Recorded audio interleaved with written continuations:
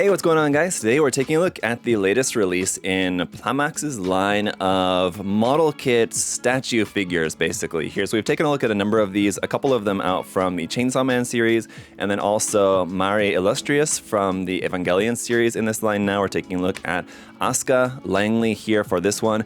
It'll be interesting to see how this compares to Bandai's Figureize Labo kit, because I loved that kit. That was great. Very similar in that it's just like a model kit version of a figure statue here of just like this.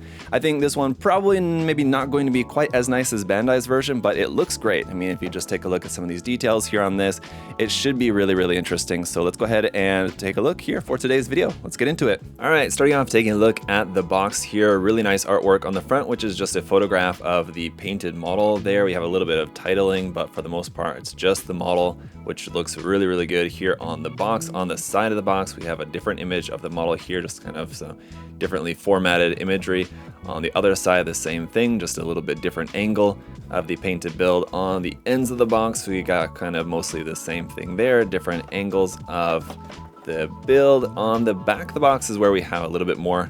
This gives us a look at the full body shot here, front and back, and then this image over here, which I believe is maybe a 1:1 scale image. As I've said before in previous reviews, I think they will usually, even though as far as I know, I don't think they mention it anywhere here on the box, they'll put an image of the kit there in like 1:1 so you can actually see like the exact size of it. And if it's not exactly that size, it's close to that anyway, but we've got a little bit more text, some detail images over here, and then a look at the runners. And it looks like how the parts are going to be pre-colored on the runners is going to be quite interesting. So let's go ahead and get the box opened up so we can check that out. All right, we'll take a close look at all the runners in just a moment.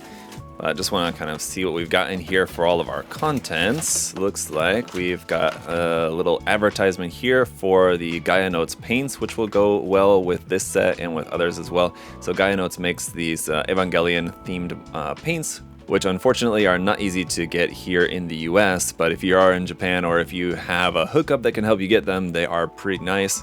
Otherwise, as for our instruction manual here, we've got the same artwork as what's on the front of the box, and then like usual with Max Factory, we've got everything is all in full color. So the parts list, interesting, the parts list is not in full color, but all of the construction of the kit itself is in color, only going to be on a couple pages because it's going to be a pretty quick and simple build here for this.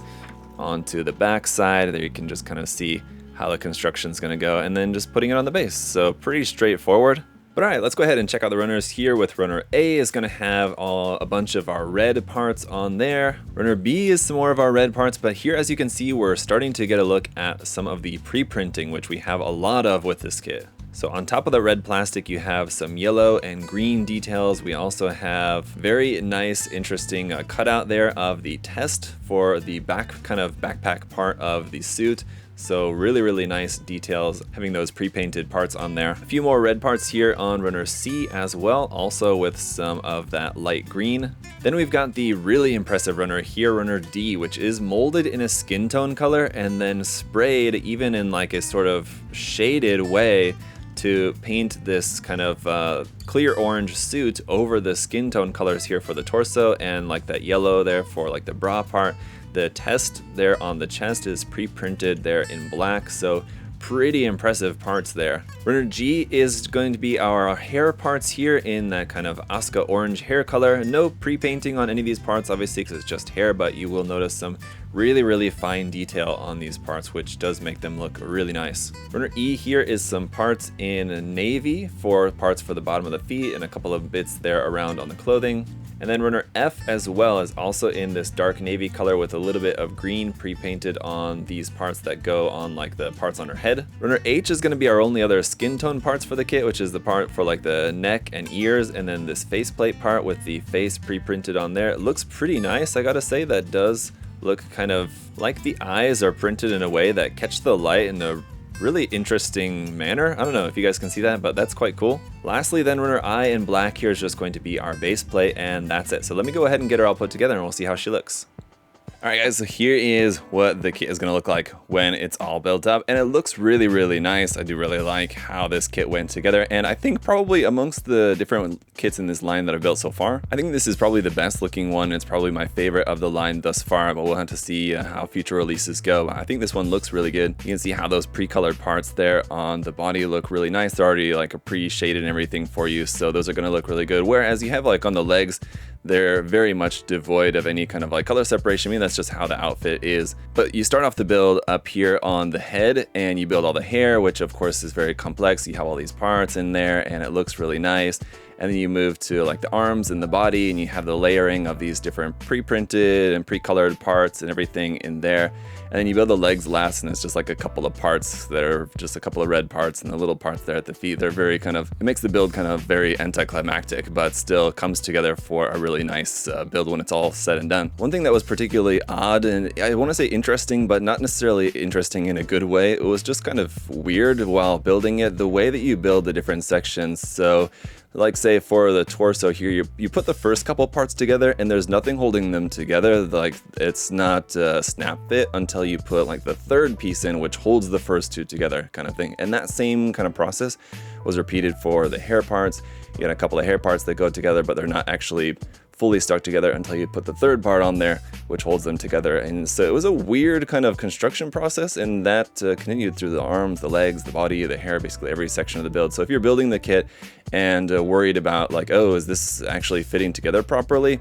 Just wait till you complete the section, and it's usually like the third or fourth piece of that particular section that's going to go on there and actually hold everything together. It's interesting. Overall, I think the kit looks nice, and I'm very much in favor of plastic model, like buildable scale figures like this, just because for me, as someone who enjoys plastic modeling, I enjoy building it so much more than just buying a figure, taking it out of the box, and just putting it on the shelf without doing anything else with it. This also allows you so much more freedom if you did want to custom paint it or something with this. I think that there's a lot that you could do with it, of course.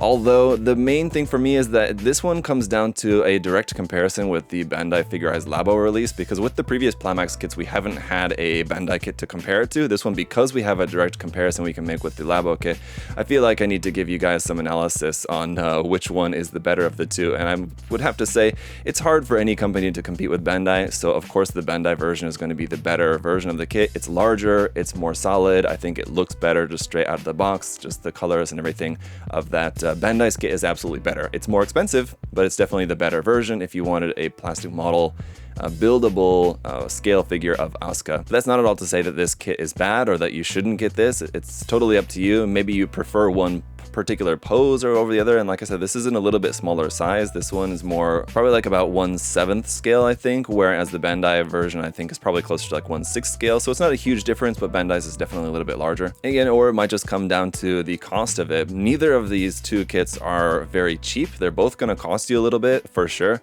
This kit is going to be a little bit cheaper though, whereas the Bandai kit might be kind of hard to find. You might not actually be able to find it for a reasonable price at all, but you'll just have to look around and see what you can find online. But overall, I think this kit is nice. I'd be looking forward to doing some custom painting on it, just because that red plastic does just make it look not so particularly great just straight out of the box. I think it looks fine, but I think that red plastic in particular would look a lot better once it's painted. So it's an interesting release, nice release. I think probably the best one out in the line so far, in my opinion. Although I think it's between this and the Makima kit, I think was also probably one of my favorites that we've got out so far. But let me know your guys' thoughts down in the comment section below. What do you think about this particular kit? What do you think about the line in general?